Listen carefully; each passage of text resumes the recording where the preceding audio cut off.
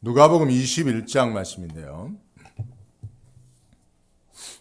1절에서 4절까지 말씀 교독으로 읽도록 하겠습니다. 죄송합니다.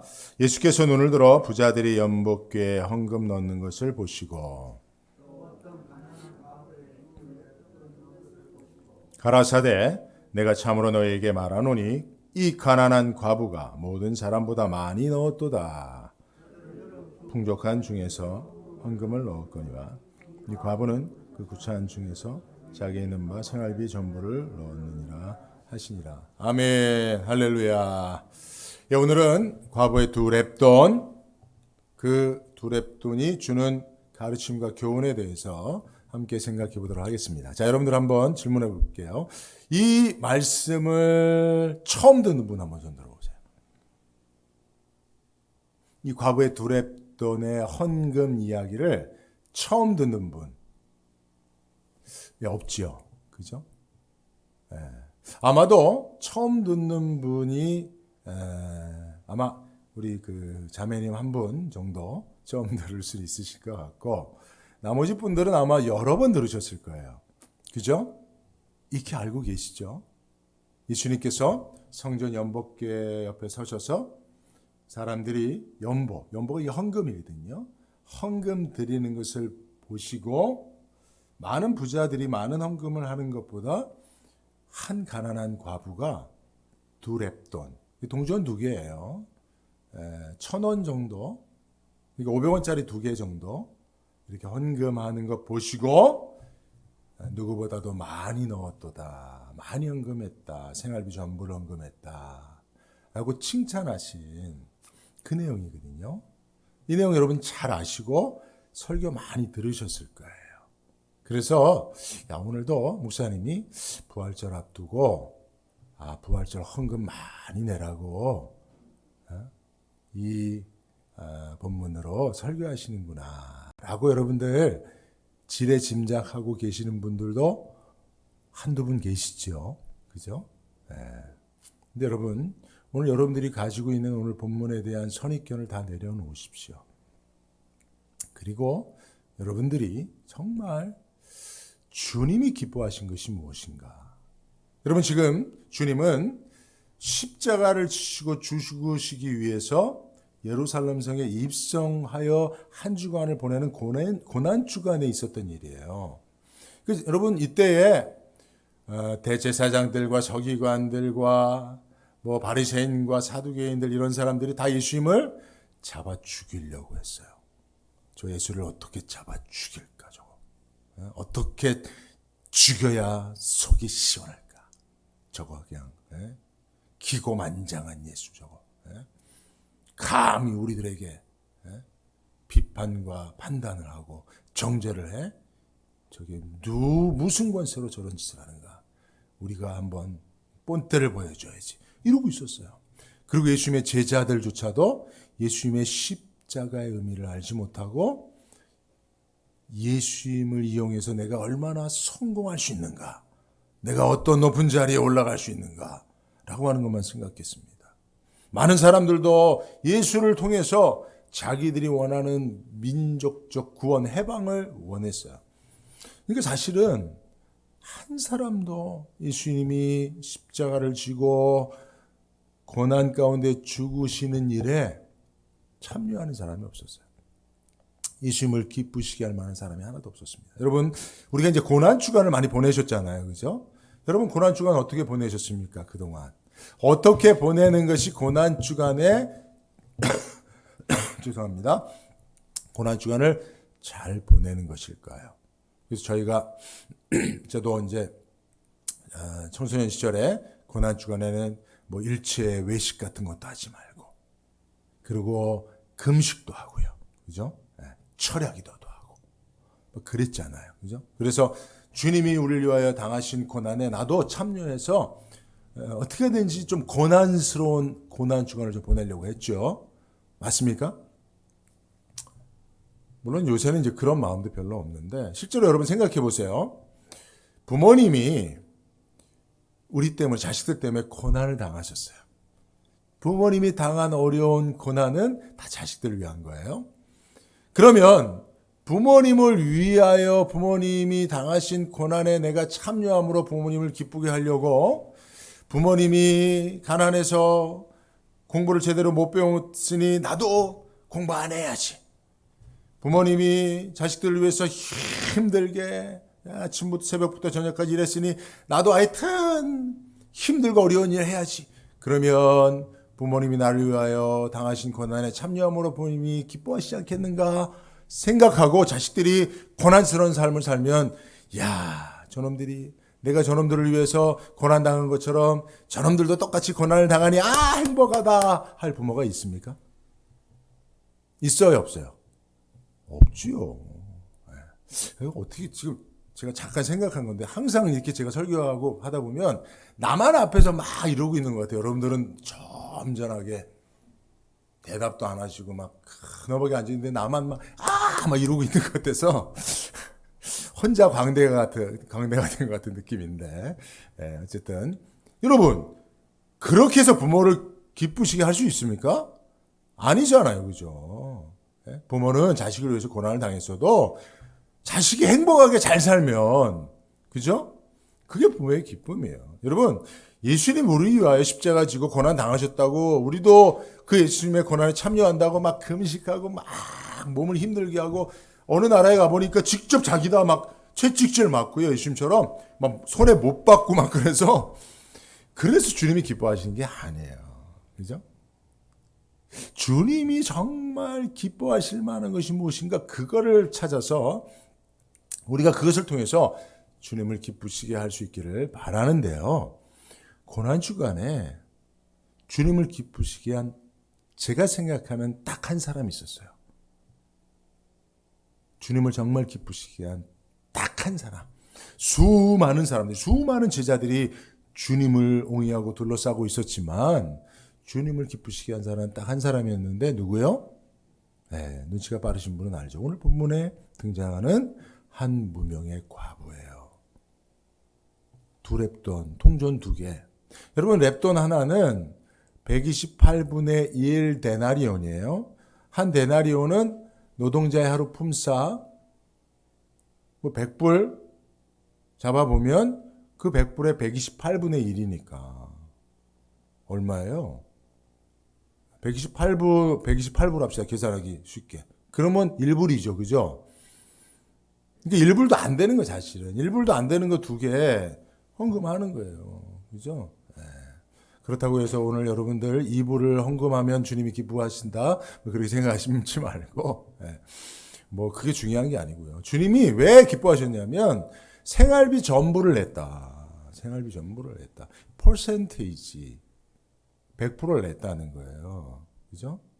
주님은 이제 그거를 기뻐하셨다고 하는 것인데, 자, 그러면 여러분, 그동안 우리가 사실 이 본문을 가지고 많은 설교자들이 설교할 때, 그러므로 여러분들도 여러분들이 가지고 있는 소유의 전부를 하나님 앞에 한번 드려 주님을 기쁘시게 할 수 있기를 주의 이름으로 축복합니다.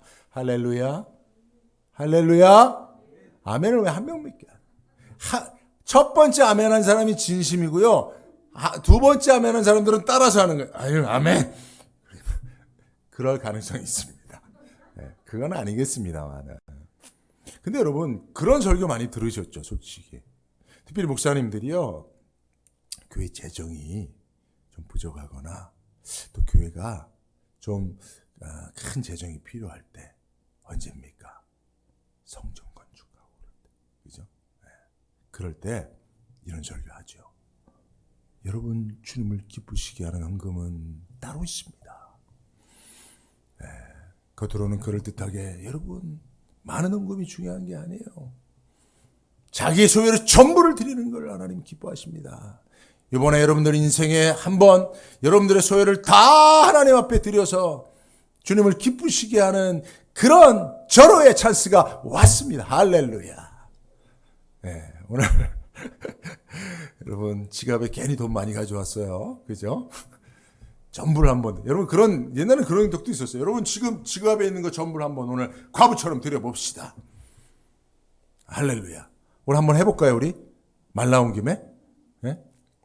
지갑들 다 내놓으세요. 옛날에 그 깡패가 양아치가 지갑 내놔봐. 지갑 터는 것처럼. 사실 그런 일들이 좀 있었습니다. 근데 사실 여러분 오늘 본문에서 주님이 정말 기뻐하신 게 십자가를 지고 곧 죽으실 주님이 정말 기뻐하신 게 전부를 드렸기 때문일까요? 그 의미도 없지 않아 분명히 있습니다. 그러나 정말 주님이 기뻐하신 게 무엇이냐라고 하는 것을 오늘 본문을 문맥 속에서의 그 의미를 가지고 다시 한번 생각해 봐야 돼요. 여러분 오늘 본문은요 21장 1절로 4절까지 요 하나의 과부의 헌금의 에피소드만을 따로 떼서 해석할 수 없는 거예요. 오늘 여러분 성경은 원래요 장절이 없는 거 아시죠? 누가복음이라고 하는 이 성경은 누가가 그냥 처음부터 끝까지 1장 1절부터 끝까지 쓴 거예요. 24장까지. 뭐 1장 쓰고 2장 1절 이렇게 쓴 게 없어요. 나중에 후대 사람들이 성경을 이렇게 이제 원어 성경을 번역하면서 장절을 읽는 저와 여러분들을 위해서 구분해 놓은 거예요. 그러니까 사실은 그 구분해 놓은 것들 가운데서도 사실은 조금 문맥과 맞지 않은 구분들이 있어요. 이거를 분별할 수 있어야 됩니다. 오늘 본문은요 21장 1절로 4절까지만 읽었고 여기는 하나의 에피소드가 있지만 그것은 따로 해석해서 볼 수 없는 거예요. 그렇게 따로만 해석한다면 우리가 지금까지 들어왔던 설교가 맞지요. 주님이 기뻐하신 것은 전부를 드리는 것이니 당신들도 가지고 있는 전부를 드려 주님을 기쁘시게 하십시오 라고 말하는 게 맞지요. 근데 이것이 속해 있는 문맥 안에서의 의미를 따져보면 그건 많이 아닌 거예요. 최소한 여러분 오늘 본문은요 누가복음 20장 19절부터 21장 38절이라고 하는 하나의 큰 섹션 안에 있는 패러그래프 문단입니다. 그러니까 그 큰 의미 속에서 이 문단이 가지고 있는 의미가 뭔지를 따져봐야 돼요. 좁게 보더라도요. 누가복음 20장 39절부터 21장 7절까지가 한 섹션이에요.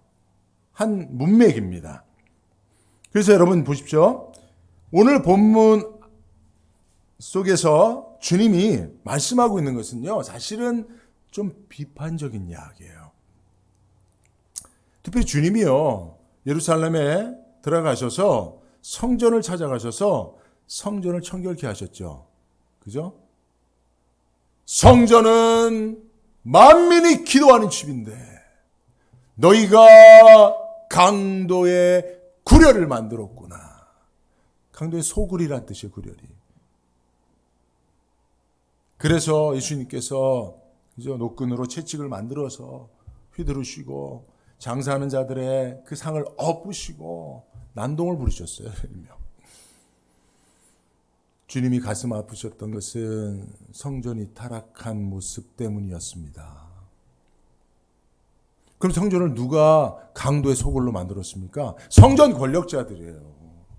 성전 권력을 쥐고 휘두르는 대제사장, 서기관들 이런 사람들이요. 성전을 통해서 자기의 정치적인 야욕, 물질에 대한 욕망을 채워가고 있었단 말이에요. 그래서 주님은 한결같이 이 문맥 속에서 성전은 무너져야 할 것을 이야기하고 계세요. 성전은 무너져야 한다라고 말씀하고 계세요. 근데 여러분, 당시 사람들은요, 지금 성전을 보고 되게 기뻐하고 있었어요, 당시. 그럼 보세요. 5절을 보세요, 5절. 21장 5절을 보면 어떤 사람들이 성전을 가리켜 그 미석과 헌물로 꾸민 것을 말하며 예수께서 가라사대 했죠. 그죠? 그러니까 성전을 보고 이게 미석이라는 게 이제 대리석, 돌 이런 건데요. 여러분, 자, 보세요. 지금 이 사람들이 보고 있는 성전은 몇 번째 성전이에요?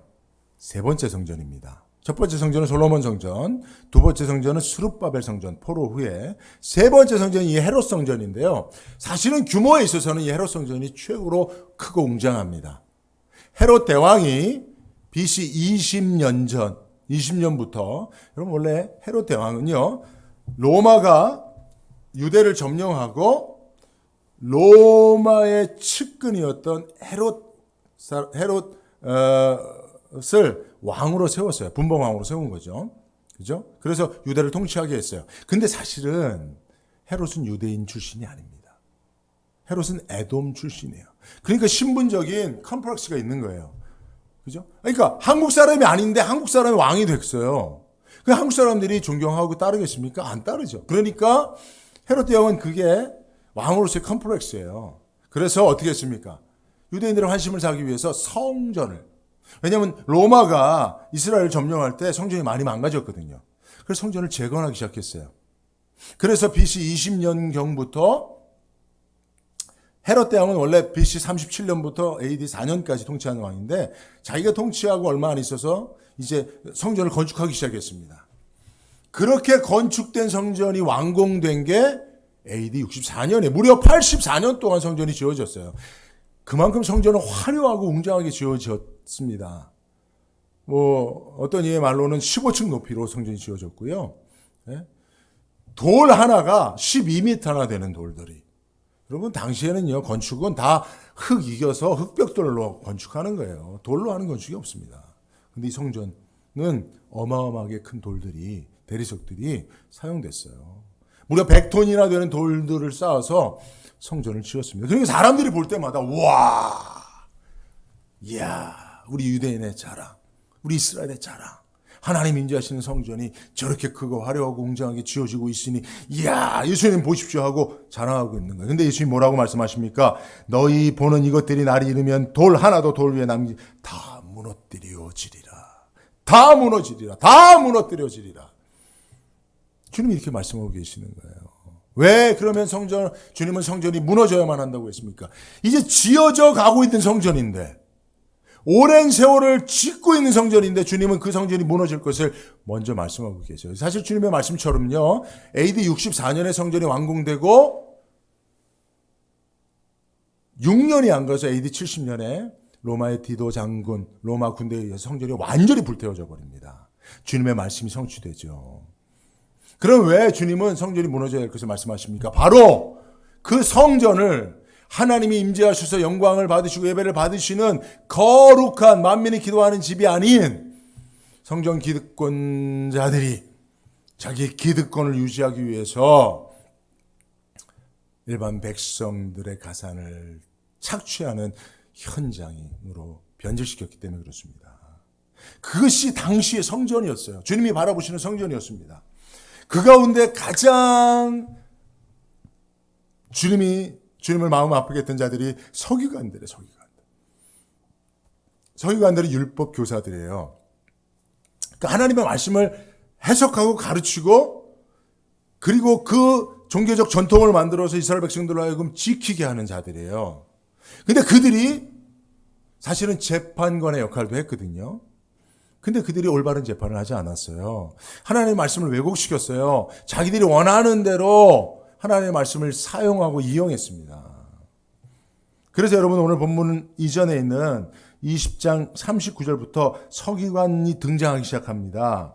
그리고 주님께서 41절 이하에 그들이 해석한 율법에 대한 말씀을 가지고 도전하세요. 그리고 45절 이하에 보면 서기관들을 삼가라 저희는 과부의 가산을 삼키는 자들이다 라고 얘기하고 계시죠. 그리고 서기관들, 성전 권력자들인 성전을 강도의 소굴로 만든 서기관들이 과부의 가산을 삼키는 자들이라고 말씀하시고 바로 이어서 과부의 두 랩돈 헌금을 말씀하시는 거예요. 그럼 문맥적으로 볼 때 결국은 과부가 두 랩돈, 자기 생활비 전부를 헌금하는 그것을 주님이 야 잘했다라고 칭찬하시는 것만이 담겨 있지 않을 수 있는 거예요. 그것은 과부의 가산을 삼키는 서기관들이 만들어 놓은 성전의 구조 안에서 과부들이 그런 헌금을 할 수밖에 없었지 않았냐라고 하는 도리어 주님의 한탄으로 해석하는 자들이 많습니다. 최근 들어서는요. 그래서 이 본문은 크게 두 가지 해석으로 나뉘어집니다. 그동안 전통적으로 이것은 주님이 퍼센테이지로 100%의 헌금을 한 소유의 전부를, 생활비의 전부를 드린 과부의 그 헌금을 기뻐하신 것이다. 칭찬하신 것이다. 그러니 우리도 할 수 있으면 우리의 소유 중에 더 많은 것으로 주님을 기쁘시게 해야 된다. 이런 해석이 그동안의 전통적인 해석이었고, 그게 아니다. 문맥 속에서 보면 과부의 가산을 삼키는 서기관들이 만들어 놓은, 가난한 자들도 어쩔 수 없이 성전을 위해서 자기의 소유의 많은 것을 드려야만 하는, 근데 그것이 결국은 어디에 사용됩니까? 또 다른 가난한 자들을 위한 구제연금에 사용되는 게 아니라 크고 화려한 성전을 짓는데 그것이 사용되어지는 그런 잘못된 구조. 정작 하나님은, 그 성전의 주인이신 예수님은 성전을 무너져야 할 것으로 보시는데, 가난한 자들의 그 생활비 전부까지도 착취해서 성전을 짓고 있으니 주님이 한탄하신 것이다 라고 이 말씀을 해석한단 말이에요. 자, 여러분들에게 묻습니다. 이 두 가지 중에 이 본문은 어떤 의미일까요? 주님은 칭찬하시며 기뻐하셨을까요? 아니면 주님은 성전에서 가난한 자들이 도리어 착취를 당하는 모습을 보고 한탄하셨을까요? 그래서 지금 엄청난 논쟁이 있습니다. 이 본문을 가지고. 근데 저는 여러분들에게 오늘 그 논쟁의 종지부를 찍는 설교를 하고자 합니다. 제가 제일 뛰어나다는 얘기는 아니고요. 분명히 이것은 통합적으로 볼 수 있는 내용이 있다고 저는 생각합니다. 그래서 많은 묵상을 제가 했고, 또 많은 이런 양쪽의 주장들을 제가 이제 돌아보면서 오늘 본문의 말씀을 가지고 설교를 준비를 했는데요. 여러분, 사실 분명하게 이 문맥 속에서 주님은 성전은 무너져야만 하는 잘못된 구조를 가지고 있는 것, 그 가운데 하나가 성전 권력자들이 자기 기득권을 위해서 일반 성도들인 백성들을 착취하고 있었던 구조가 있었던 것이 분명하고, 그것을 주님께서 책망하시고, 그런 성전이라면 무너져야 하는 것이 옳다라고 말씀하신 게 사실이에요. 그죠? 주님의 한탄이 있습니다. 성전을 바라보시는. 그러나 여러분, 그 가운데서도 주님이 보시고 칭찬하셨다라고 하는 것은 사실이에요. 주님이 그렇게 성전 권력자들에 의해서 어찌 보면 자기의 생활비 전부죠. 여러분 생각해 보세요. 두 랩돈 한 1,000원 정도, 한 1불 내지 1불 50전 정도 되는 돈이 생활비의 전부예요. 얼마나 가난한 사람입니까? 그거 가지고 여러분 어디 가서 김밥도 못 사 먹어요. 라면도 못 사 먹어요. 근데 그게 생활비의 전부인 사람이에요. 지독히 가난한 사람이죠. 그런데 그거 자기 자신을 위해서 쓰지도 못하고 연복기 앞에 서서는 그거 다 드려야만 하는 것이 당시 성전의 분위기였다면, 여러분 그거 좋은 분위기만은 아닌 거죠. 여러분들이 교회 왔는데 여러분 정말 가난해요. 생활비가 없어요. 힘들어요. 근데 들어오실 때 여러분 헌금함 앞에다 뒀잖아요. 그죠? 헌금함을 그냥 지나치면 분위기가 싸해집니다. 아니 헌금도 안 하고 뭐 하는 거야? 특히 목사님이 이렇게 보시면서 서기관과 같은 목사님이 성전에 들어올 때 가난하든 부자든 헌금계를 그냥 지나치는 걸 보고 그것을 믿음 없다라고 책망한다면, 그런 분위기라면 여러분 이 과부가 두 랩돈 먹고 죽을 것도 없는 그런 가난한 그런 헌금이지만 낼 수밖에 없는 구조였다면, 그죠? 근데 주님이 여러분 그것을 기뻐하시고 칭찬하신 것은 분명해요. 그럼 주님이 칭찬하신 게 뭐냐? 정말 자기가 가지고 있는 소유의 100%를 드렸기 때문에 기뻐하셨느냐? 전 그건 아니라고 생각합니다. 주님이 기뻐하신 것은 뭐냐? 여러분 이 과부가 정말 눈치 보고 이거 내가 진짜 이 생활비 전부인데 이거 안 내면 또 이거 뭐 헌금 안 냈다고 책망하고 날 소외시키지 않을까 해서 억지로 낸 헌금일까요? 그거는 아니겠죠. 그거는 아니겠죠. 지도자들은, 성전 권력자들은 성전을 토대로, 성전을 무대로 자기들의 기득권을 유지해야 되기 때문에 성전은 더 크고 화려하게 지어져야만 하는 것이 분명합니다. 그래서 그 성전을 짓기 위해서는 가난하든 부자든 성도들이 자기의 최선을 다해서 헌금을 해야 하니 그렇게 가르쳤던 것이 분명하죠. 근데 그 가르침은 사실은 하나님을 기쁘시게 하는 가르침도 아니고 하나님 원하시는 가르침도 아니에요. 여러분, 실제로 여러분 초대교회에 주님께서 성령을 통해서 만드신 교회는요, 어떤 교회였습니까? 교회를 건축하기 위해서, 성전을 건축하기 위해서 가난한 성도들의 헌금을 요구하는 교회가 아니었어요. 성전 건축이 없었어요. 뿐만 아니라 교회 안에 가난한 사람들은 교회를 위해서 뭔가 자기가 헌신을 요구받기보다는 교회가 좀 유효함을 가지고 있는 성도들이 도리어 그 사람들을 섬기는 구조였어요. 그래서 여러분 초대교회 예루살렘 교회는 사실은 가장 첫 번째 사역이 뭐였습니까? 가난한 과부들을 구제하는 일이었어요. 그래서 사도들이 그 일을 하기에 버거우니까, 버겁다는 건 뭐예요? 그 사역에 초점을 맞추고 열심히 하고 있었다는 거죠. 그래서 우리가 흔히 말하는 일곱 집사, 스데반 집사, 빌립 집사 이런 분들을 세운 게 무엇 때문입니까? 그 구제 사역하기 위해서예요. 그죠? 주님이 첫 번째로 이 땅에 세우신 교회의 모델은 가난한 자들이 교회를 위해서 뭔가 내가 뭘 하지 않으면 부담을 갖는 그런 구조가 아니었다는 거예요. 그죠? 우리가 그런 교회를 만들어야 됩니다. 가난한 자들이 교회에 와서 헌금에 대한 부담을 끼지 않고 도리어 자기의 필요를 교회로부터 공급받을 수 있고 도움을 받고, 그래서 그것을 터전으로 다시 일어나서 나도 유함이 있으면 또 다른 가난한 자를 섬길 수 있는 이런 선순환이 일어나도록 만드는 게 교회여야 된다는 것이죠. 그죠? 근데 그런 교회가 아닌 성전 권력자들을 위한, 그래서 가난한 자들의 가산을 삼켜버리는 그런 교회는, 그런 성전은 무너져야 할 것이라고 주님이 말씀하신 것이죠. 근데 여러분, 그 가운데서도 여러분 사실 교회가 완벽하지 않습니다. 그죠? 어느 시대 교회든지 완벽한 교회는 없어요. 그래서 여러분 천상교회, 지상교회로 나누는 거예요. 가장 완벽한 온전한 교회는 천상교회입니다.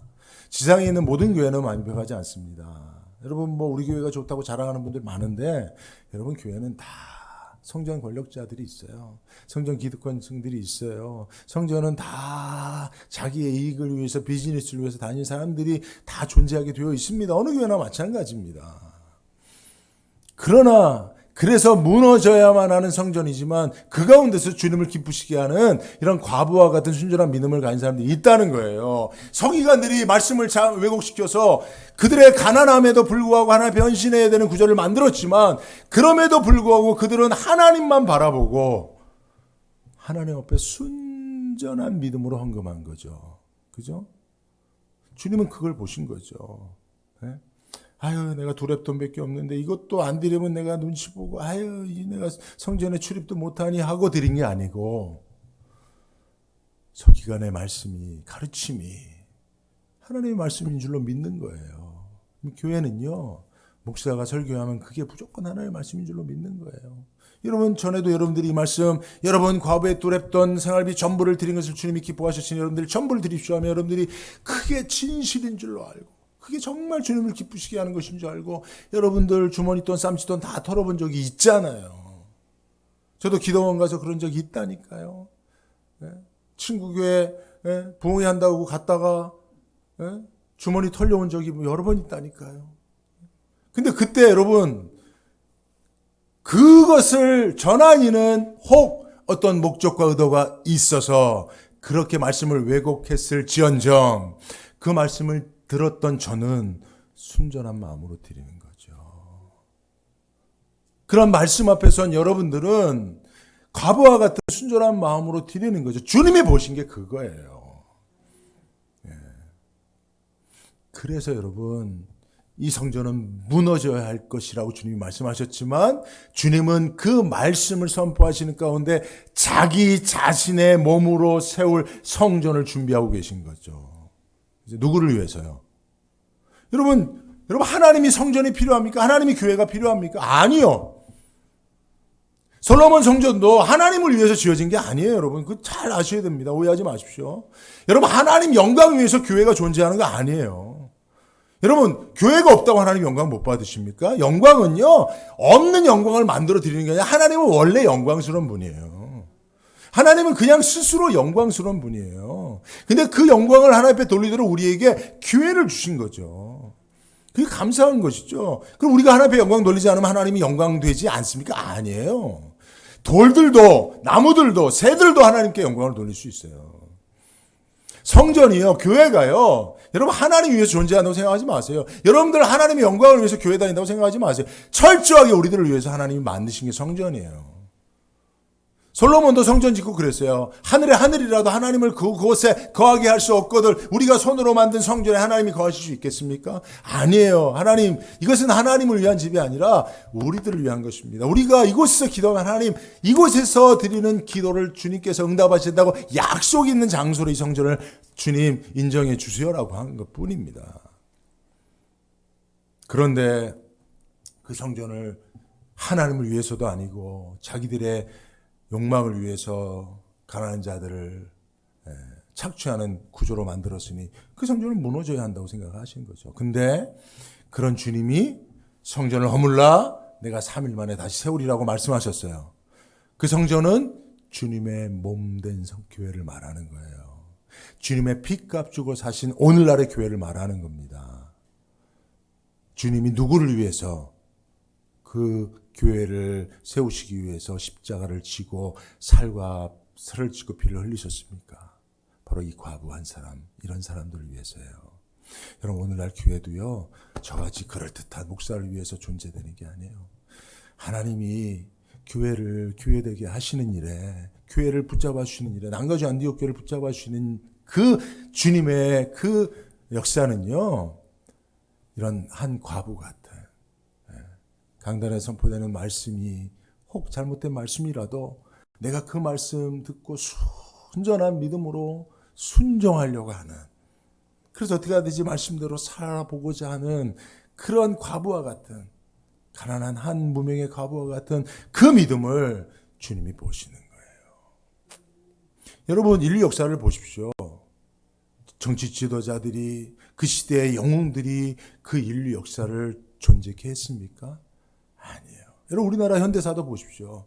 우리 현대사의 대통령들, 지도자들 보십시오. 정치인들 보십시오. 하는 일들 보십시오. 주님이 보셨다면 다 무너져야 될 거라고 말씀하셨을 거예요.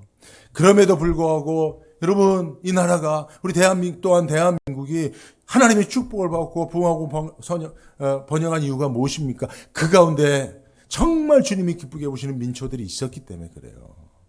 모든 시대, 모든 나라, 모든 민족의 역사가 다 그렇습니다. 교회는 더더욱 그래요. 저도 교회를 개척하고 못 모르고 그냥 성장하고 부흥만을 위해서 내달릴 때에는 사실 성도들에게 이 본문을 가지고 잘못된 설교를 많이 했어요. 그래서 사실은 제가 개척한 교회에 나오는 어떤 분들은 진짜 그냥 과도한 헌금들을 하고 매출에 11조를 드렸어요. 매출에 11조를. 제가 볼 때는 매출에서 이익이 얼마 안 되지 않거든요. 제가 알거든요. 신방을 자주 가서 기도했기 때문에 매출이 매출이 1,000만 원이면 이익이 10%도 안 돼요. 근데 그 매출에 11조를 드리더라니까요. 어떻게 됐겠습니까? 망했어요.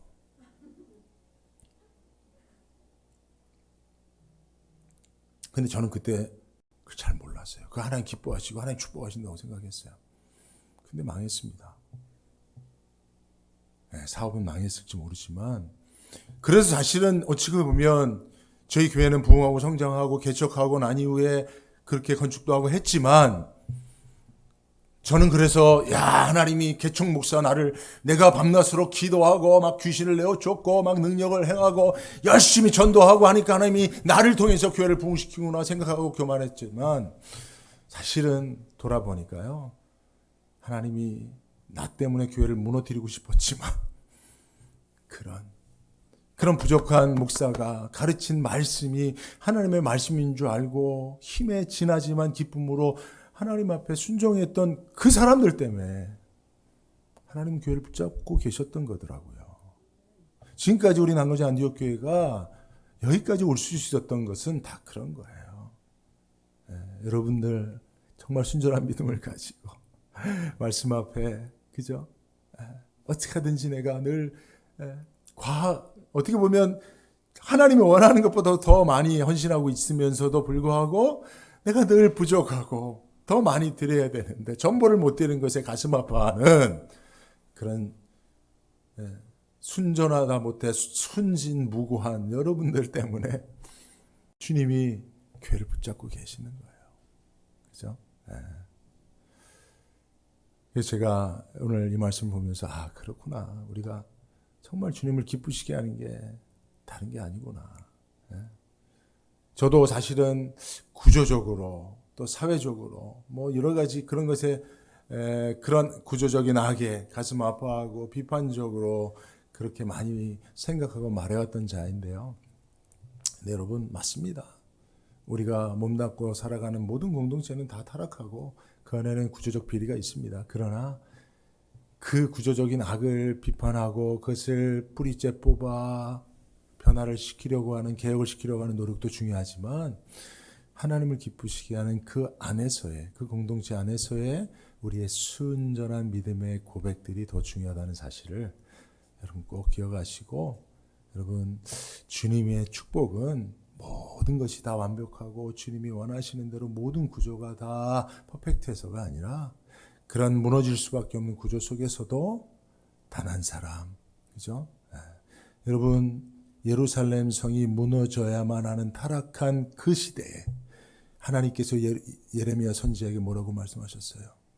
예루살렘 성을 돌아다니며 주님을 찾는 진정한 한 사람만 네가 찾으면 내가 예루살렘 성을 무너뜨리지 않겠다라고 말씀합니다.